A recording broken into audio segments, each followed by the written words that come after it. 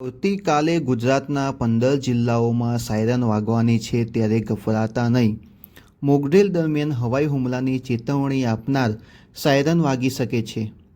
એટલે અહીં એ સમજવું જરૂરી છે કે આ એક અભ્યાસ છે, તેથી ગભરાવાની જરૂર નથી. સાયરન સાંભળતા જ શાંત રહો અને વહીવટીતંત્રની સૂચનાઓનું પાલન કરો. જ્યારે સાયરન વાગે ત્યારે તરત જ ખુલ્લા વિસ્તારોમાંથી બહાર નીકળો અને સુરક્ષિત મકાન, ઘર અથવા બંકરમાં જતા રહો. જો તમે બહાર હોય તો નજીકના મકાનમાં પ્રવેશ કરો અને સાયરન વાગ્યાના 5 થી 10 મિનિટની અંદર સલામત સ્થળે પહોંચવાનો અભ્યાસ કરો.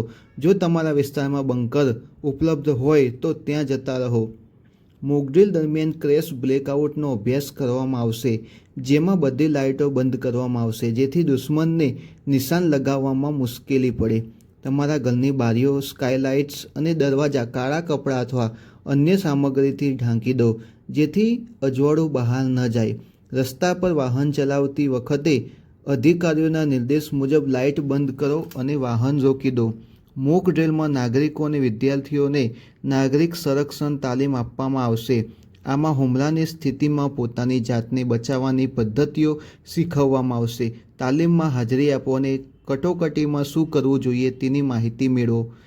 તેમાં બંકરોમાં છુપાઈને અભ્યાસ, પ્રાથમિક સારવાર અને સરળ યોજનાઓનો સમાવેશ થશે. ટીવી, રેડિયો અને સરકારી ચેતવણીઓ પર ધ્યાન આપો. મોકડ્રીલ દરમિયાન વહીવટીતંત્ર દ્વારા મહત્વપૂર્ણ સૂચનાઓ પ્રસાર કરવામાં આવશે. અફવાઓથી દૂર રહો અને ફક્ત અધિકૃત સ્ત્રોતો પાસેથી જ માહિતી મેળવો.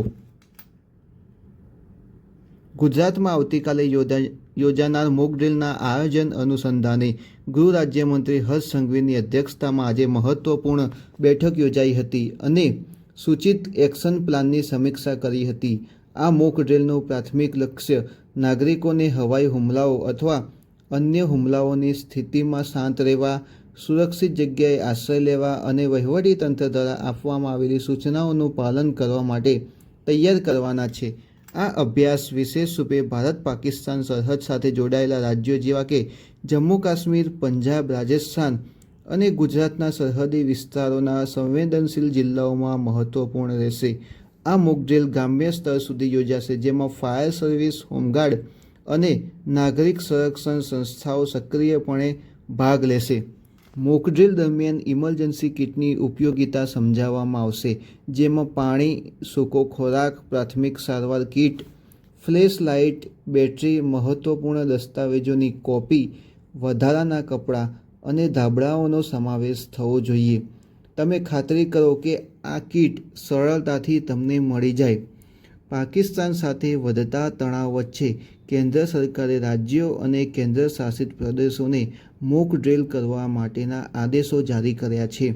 કેન્દ્રીય ગૃહ મંત્રાલયના જણાવ્યા પ્રમાણે તેનું આયોજન 7 મે એટલે કે આવતીકાલે કરવામાં આવશે. આ સમયગાળા દરમિયાન નાગરિકોને હુમલા દરમિયાન બચાવવા માટેની તાલીમ આપવામાં આવશે.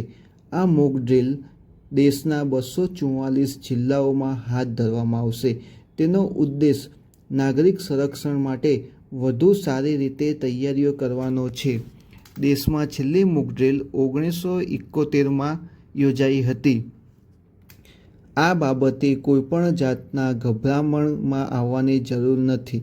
ગુજરાત રાજ્યના ટોટલ 15 જિલ્લાઓમાં આ રીતની મોકડ્રીલ આવતીકાલે એટલે કે 7 મેના રોજ યોજાનાર છે.